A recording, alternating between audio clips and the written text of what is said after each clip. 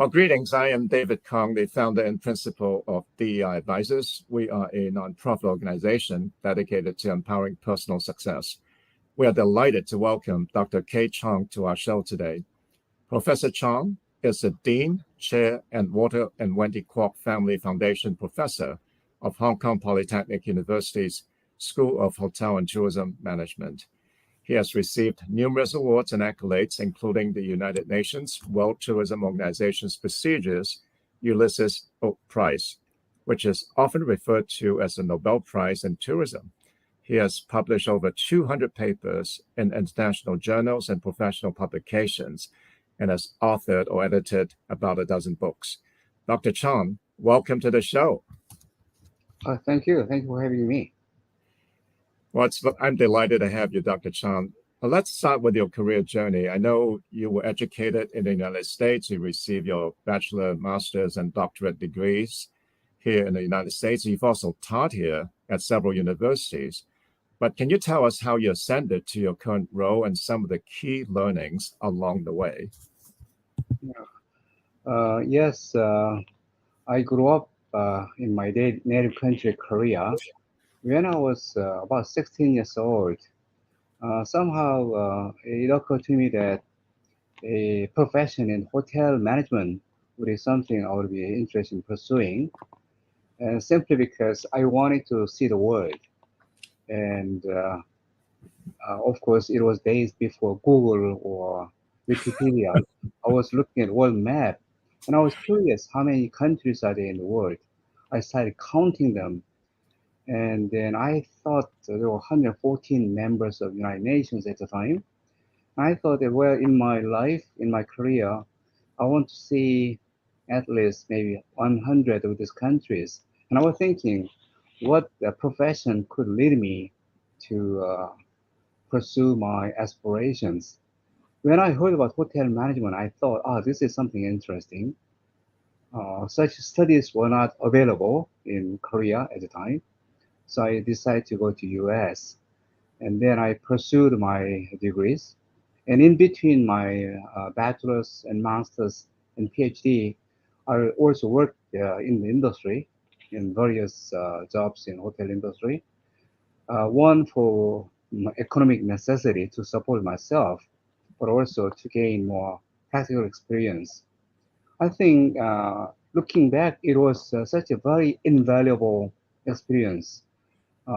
Through this work in the industry, I was able to develop more insight and more empathy towards employees in industry, the issues people are facing, the issues industry is facing, and so on and so forth. So I think that was a very good foundation in terms of forming my philosophy as an educator and also in managing our school. For example, often we academics love to debate. One professor in engineering was asking me a question. I understand that in your school in hotel and tourist management, all students have to undertake a 6 month of internship full time. And also, you don't admit any students for PhD without industry experience. And I said, yes, it's true because it's important for students to gain that hands-on experience. And in order to pursue a PhD, even though it's primarily for research and to teach, it is important for academics to have some minimum industry exposure so they can relate what they teach with industry and so on and so forth. This professor looked at me and said, in my field in engineering, there are many excellent engineers who never had a field experience in construction site or in the factories, but they are brilliant engineers. They can be excellent professors. I said, well, we are talking about different industries. This is different industry. Actually, this kind of debate always comes around. Yesterday, in our school, there was discussion about admission criteria for our PhD students.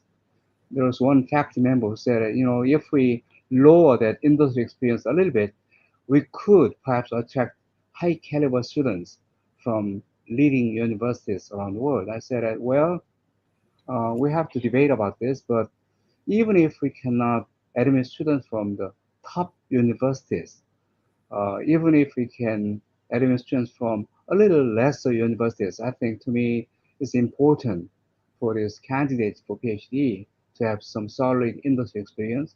So this is one example. And also in managing people, through my work in the industry, I realized that managing people is so important. I often face situation many employees are leaving or changing jobs. Often they say that, well, I got a better offer somewhere, but the real reason is because of the supervisors. They couldn't get along with their managers. That reminds me, one management philosopher said that 90% of employees are not engaged. It's because the management blows, I think.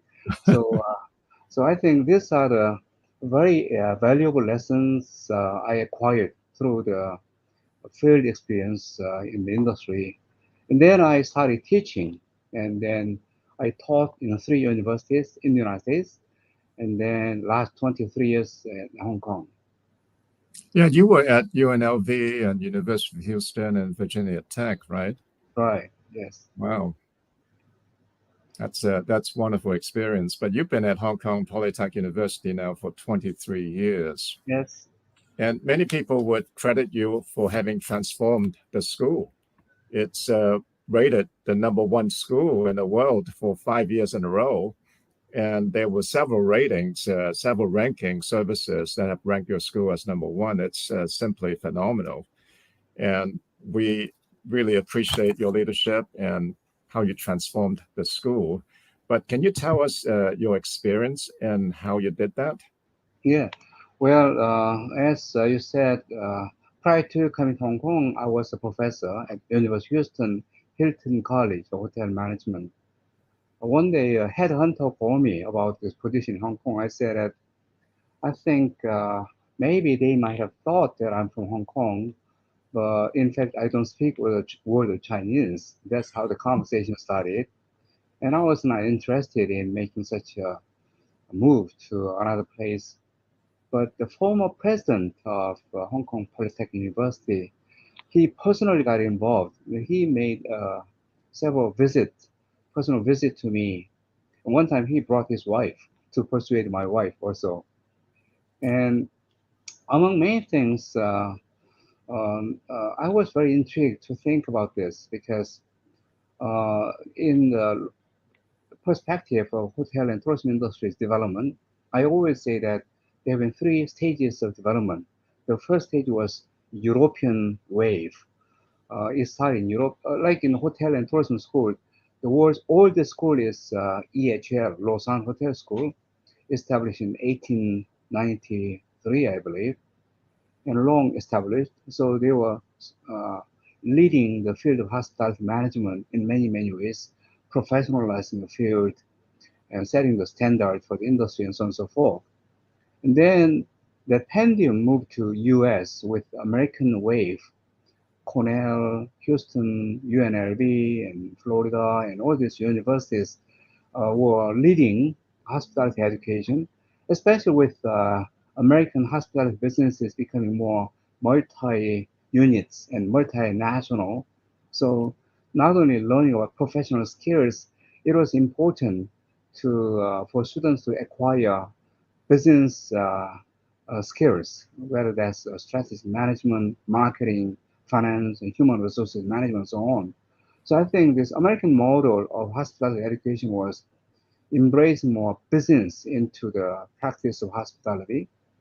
Now, I was thinking that in looking at this perspective, I said that 21st century hospitality and tourism industry, the center of excellence or gravity would have to be in Asia with massive development of tourism. I was looking at, for example, the STR data, looking at all the new hotels under development around the world. Approximately 48% of such developments are taking place in Asia, obviously mostly in China, followed by India, Indonesia, and so on and so forth. And we have seen also the rise of income and disposable income, more travelers from Asia traveling around the world. So definitely the center is moving to Asia. Then why in Asia we don't have a school which will be compatible to EHL in Switzerland or Cornell or Houston in the United States? So that was my aspiration. And so I came here. Then one thing I noticed when I came here was two things. One, when I was teaching in the United States or my own classmates when I was studying hotel management, if I pick any student in US, ask a student why you study hotel management, I know what they'll say. A common answer is that I want to be GM. That's minimum. Often they think they can be a GM in 5 years. And you have to really tell them that it doesn't work like that. You have to be more realistic. Now, when I came to Hong Kong, our students are so brilliant because we have a very, very good secondary school education foundation, especially when it comes to quantitative skills. If a professor here is trying to explain mathematical equation and said, I want to explain this one more time, one student will raise his hand and say, so we got it. Can we just move on? This is how the students are. But surprisingly, if I were asked the same question, why do you study hotel management? I was surprised that common answer is that, oh, after I graduate, I want to get a job. So down to earth. So after you get a job, what do you want to do? Well, I hope I can be a manager. They say, I hope I can be a manager. After that, what do you want to do? I hope I can be a more senior manager. Now, I began to think about it. Why? I think there are a few reasons. Number one is the Asian education culture. In Asian culture, the virtue of modesty is very important. We teach our kids to be humble and modest. That's one. Another big reason is because they didn't see any role models in our industry. In fact, I remember the year when I came to Hong Kong, I made a courtesy visit to every hotel GM just to introduce myself. I was scratching my head. This is Hong Kong, Hong Kong's hotel industry. Every GM 23 years ago was expatriate, expats, mostly European, occasionally Americans, and also all male. Whereas our students were 100% local or Asians. And on top of that, in our school, 73% of students are female students. Now, if you are happy to be a female student, Hong Kong born, they saw double glass ceilings. Well, I cannot go up because first I'm a woman, second I'm a local. So I started speaking about this in our industry about 13 or 14 years ago. The first hotel in Hong Kong which changed was Peninsula. Peninsula is in a way a face of Hong Kong's hotel industry. Peninsula Hotel, which is now about 90 years old, for the first time in history, 14 years ago, they installed a GM who was a local Hong Kong-born female Chinese. I must say that was a earth-breaking news. And then I think since then, I think many owners and industry started looking at this differently. So I wanted to basically, just to make story short, I wanted to give this aspiration to our students to aim higher, have more confidence. So one idea I brought here was to develop our own teaching and research hotel. So we did. So university was able to invest in building a 28-story building structure that is a home for our School of Hotel and Tourist Management that consists of 262-room hotel with 4 restaurants and ballroom and all the facilities. And our school is inside a hotel. I must say that since we moved to this building, our students changed. They became more confident. They have a higher aspirations. Not only I think that also we saw greater diversity in our student body. We used to have 100% local students. In the last census, when we look at our student profile, we have now students from 51 countries from every continent of the world. Often when I encounter students from Europe or Americas and ask them, what made you to come to Hong Kong to study? Often answer is that, well, I was told that center of worth in hospitality and tourism is in Asia. We have to learn how things operate in Asia. I think absolutely. I think they made the right choice. So these were the aspirations that brought me to Hong Kong, and we are very proud of what we have achieved in the last 23 years. I'm just so impressed to hear everything that you said, having the foresight to see that some people say the center of universe is switching to Asia, and they might be right because look at the population and look at the many opportunities for development Mm-hmm. and seeing the potential in the local folks, especially women, and cultivating them to become the leaders of our industry today and tomorrow. That's just so admirable. Thank you so much for having that foresight, and must be gratifying to see the fruits of your labor at this point. The school is so well admired all over the world. We really appreciate your leadership. Thank you for Thank you. everything that you've done. Well, it has been fun experience. Yeah. No doubt. But I'm sure there were difficulties and challenges, and I'm keen to hear how you approach challenges in general. I think, of course, there are many challenges. In any businesses, including education, if you are in the position of administrator as manager, there are some common denominators. That is, people, how you relate with people. In my case, my stakeholders are students and faculty and staff industry. So I think communication is very important. In our school, I was able to also bring the faculty members, collect the best talent from around the world. We have about 80 some faculty members drawn from about 20 countries, regions around the world, very diverse. They all came with one purpose, with the dream of establishing something different and cutting edge School of Hotel and Tourism Management, innovating our field. But then also I realized that, wow, when I was working in the United States, for example, the usually the relationship between the dean and faculty members tend to be a lot more informal. And faculty members will usually keep their doors open. You just walk into somebody's office and say, hello, how was your golf game last weekend? Have a friendly chat like this. When I came to Hong Kong, I meant to be friendly, making a visit to different faculty members.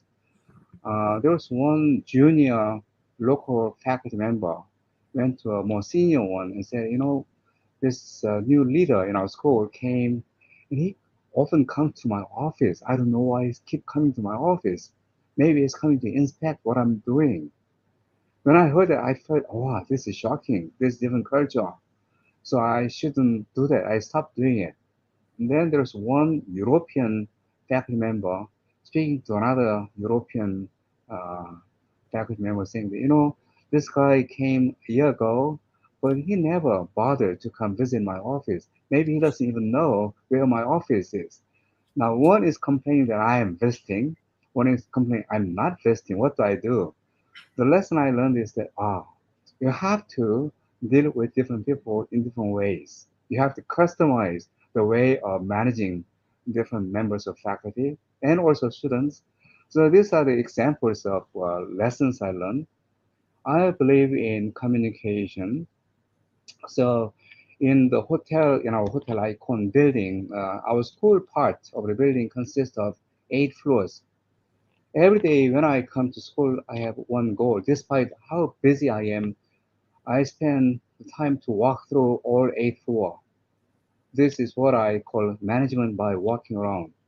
Then when I walk around, I always have a chance to interact with our faculty, staff, and students, and listen to what they're saying. And so I think the philosophy of listening and communicating, and also maintaining the communication with industry stakeholders is very, very important.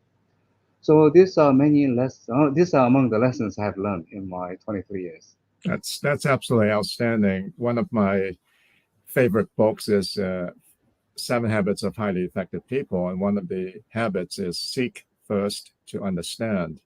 And you just described how you try to understand people, how you try to understand the needs of the industry, how you try to understand the situations that were challenging. That is just superb. Thank you. Appreciate you sharing that advice. Now, you're widely respected and regarded in the industry, not only in Asia, but throughout the world. And you know a lot of very important people. What is your advice on networking? I think well, networking. I think most important. I think currency is sincerity. I think you have to be sincere and genuine. And then I think this is important that we always respect each other and be sincere. This is way, and second, maintaining communication. And there are many ways we can now communicate. So and go out and communicate. I think these are also important. And I also try to remember people. I think we all who coming from hospitality industry have acquired that professional skills of recognizing people and remembering their names too, right? So in our school we have approximately 150 employees that consist of professors, lecturers, and research staff and administrative staff and so on and so forth. And often people say that, well, our dean is the only person who knows everybody by first name, last name, and recognize their faces. And often students ask me, how do you remember the names? And I was one of the like 100 students in class, but you always remember my name. I often jokingly say that my brain is empty. That's why I can store my more data. But put aside that joke, I always say that I always make an effort to understand who they are. It is to me, it's part of my hospitality package. That's what I say. So I think that sincerity is very important. I totally agree with you. I think sincerity is the foundation to any relationship. And talking about remembering people's names, I think it's so important. Do you have a special way that you try to remember people's names? No, not in particular ways. Well, for example, when I receive business card, I actually study that business card and look at business card who that person is, and then often I associate the image of the business card with the person. So maybe that's one way. But And students don't have business cards, but still I do remember and recognize many students' names. So I think it's just interest. I'm interested in the person, then I tend to remember. I think first and foremost, it's the interest. Mm, If you really want to remember someone's name, you mm, can. And your tip on association is also a good tip. And I try to do that too. mm, Let's talk about what you said earlier, that some Asian women actually frequently shortchange themselves because of our culture, upbringing, whatever the reason is. And there's always this negative voice. And it's not only Asian women, it's a lot of people have this problem. It's the nagging little voice in your mind that's telling you you're not good enough or you don't belong. I call that hat trash. What's your advice on dealing with hat trash? You know, one book that really influenced my life when I was little, 16 years old, I read a book called Jonathan Livingston and the Seagull, a book by Richard Bach. This is a book about seagulls talking to each other. We seagulls were born with limitations. I didn't know that seagulls have bad eyesight, so they cannot fly at night. Their wings are not strong enough to fly high, far away. There's one seagull whose name is Jonathan Livingston, thinking that why these eagles can fly so high and so far. Or what could I do to fly like an eagle? He makes endless efforts to make an effort to fly longer and higher. And other seekers are looking at him and say, Jonathan, remember, we are all seekers, not eagles. You cannot do this. But nonetheless, he tries. One day he was able to surpass this limitation. Now, as I read this book as an adult, I think the message there is that we all have some self-imposed limitation. We have something called self-consciousness.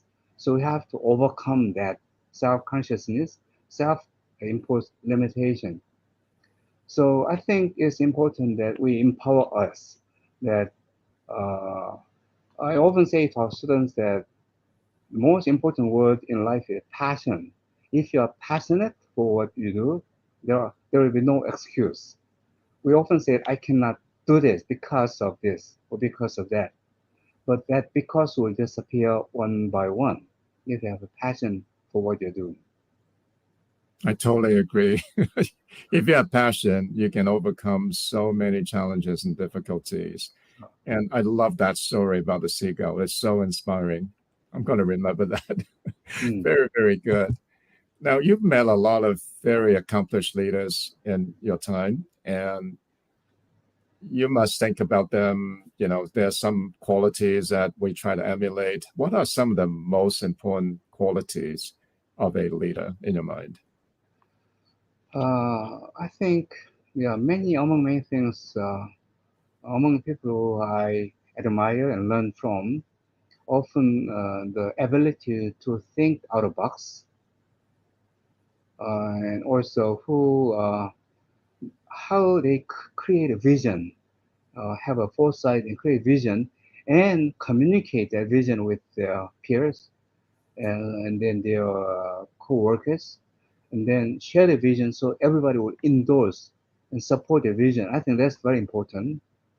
Second, I think the philosophy of life is, I often say that one important quality of a leader is living with philosophy of make it better than when I found it. So for small things to large things, because of you, the small department you are leading became better. And then when you have left the department, people say that he was a leader who made our department better. So I think if we live with that philosophy, and for little things to big things, that's important. And then also another very important quality of leadership to me is the ability to see the big forest, but at the same time, small trees inside.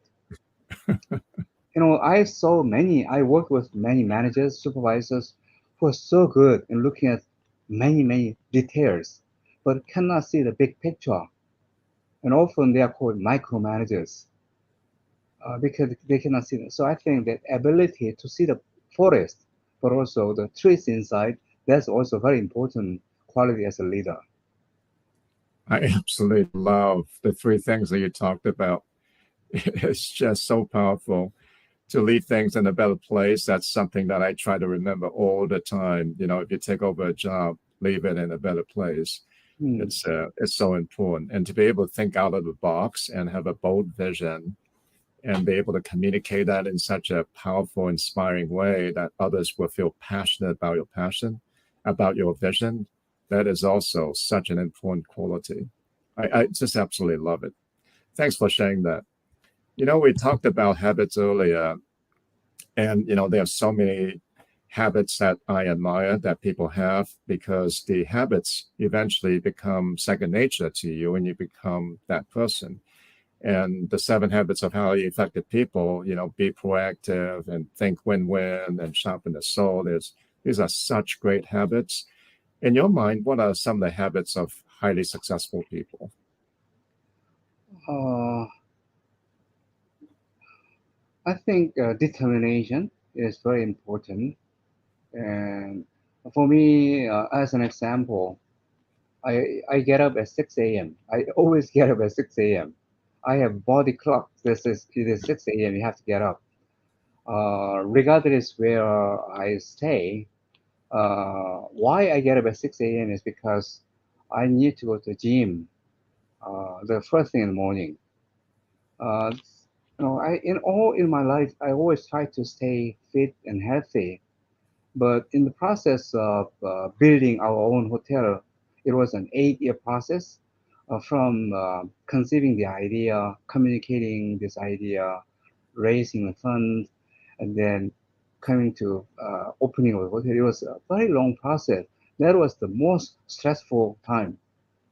I must say that I was so stressed in those days that when I was looking at my pictures taken those days, I didn't look right because I was so stressed. And I didn't have time for doing any exercise. And I said, well, I have to really think about my schedule. And still, I couldn't find time for exercise. And made a conclusion that, well, there's a way I can do this if I reduce my sleeping hours. I used to get up at 7. I decided to get up at 6 a.m. and started running. Oh, I must say it was hard. One day, when I opened the door, thank goodness the rain was pouring. I said, well, good. Today is raining. Therefore, I cannot run. I can go back and sleep for 1 more hour. And then I thought myself, if it's raining, why can't I run? I could run with umbrella. I did. And I started going to the gym, and that became a habit. Ever since then, I go to gym. So when I stay in a hotel, I always ask, "Where's your gym? What time does it open?" By the way, I get so frustrated with this hotel who say that, "Well, our gym is on third floor, but opens only at 8 o'clock in the morning or 7 o'clock in the morning." Why? Because we don't have a staff. Why do you need a staff? This is our industry. They do not think about this. They just do it because it has been the way it has been run. So anyway, so I go to gym every morning, regardless what time I go to sleep, regardless where I am staying. So this is perhaps this is one habit I have. That is such an important habit, though. I'm so glad that you're sharing this because I think self care Mm, is one of the most important habits that we can all adopt because self care is what gives you the strength and resilience to deal with all the challenges and difficulties and hat trash that you might have in a day. And, some people say, well, self care is selfish. I totally disagree. I think self care is just making sure you refuel your lantern so you can continue to shine for other people. mm. Such an important habit that you're sharing. I really appreciate that. Thank you. I see that we're coming to the end of the show. We're running out of time. I feel like I can talk to you forever, but unfortunately, we're limited by time. Now, you've mentored a lot of people, and a lot of successful, accomplished leaders in the industry happen to be your students at one point, and you've mentored them. What are the most important aspects of mentorship? Me as an educator, in fact, education is perhaps in my DNA because I'm a third generation professor in my family. Actually, my daughter is a university academic also. She's in the fourth generation. But I never thought about this. I just started teaching and doing research. I enjoy certainly doing it. One day, it occurred to me that my role is not necessarily just teaching and doing research. It's making a dream for next generation. So I started using the term that educator is a dream maker, a dream makers. We are making a dream for young people, then it's up to them. Once we plant that dream, they can, exercise, and then they can aspire and uh, achieve their aspirations. There are so many wonderful stories of how this philosophy influenced many of my students, and then it has been fun to see them how they are transforming themselves and then achieving their career aspirations or life aspirations. So it has been always nice to say. My most favorite quote I always share with students is that of Eleanor Roosevelt, who said that the future belongs to those who believe in the beauty of their dreams. So I tell my students that if you have a dream, you have to believe how beautiful that dream is and work towards that. work step by step, and then the future will become yours. But if you don't do anything, that's only a dream. You wake up in the morning, oh, last night I had a good dream. That's all. But I always tell my students that you have to have a dream and you have to believe in it and then work toward that. So that has been always a philosophy of in my education and dealing with students. So I want to see more students will be inspired and achieve their maximum potentials. That's wonderful. I'm so pleased to hear you say that, because to me, mentorship is also about empowering others to have bold dreams and to help them realize those dreams. It is so wonderful to hear you say that. Thank you for sharing that. One more question, one last question. Uh, What is your advice on self-empowerment? I think number one, I think need to continue to learn. Like in our industry, I often say that the hotel general manager who left the hotel 10 years ago come back to the same job, most likely he or she will not be able to run that hotel because our hotel industry has transformed itself with all the digital changes, digital transformation, with use of AI, robotics, and big data analytics, all these things. These were not important 10 years ago, but now so important. So I think number one, to empower ourselves, we have to continue to learn. There are many ways we can learn nowadays. There are many free online courses and many resources. So we have to, I think, devote our time for learning new skills and keep abreast with what is happening in the industry. I think to me that's very important. Yeah, I agree with you too on that. Continuous learning, Mm. very, very important, because the world is changing so fast. We have to keep up. Thank you very much, Dr. Chon. I really appreciate your time. I know how busy you are, and I'm so grateful that you've taken the time to share your wisdom with us.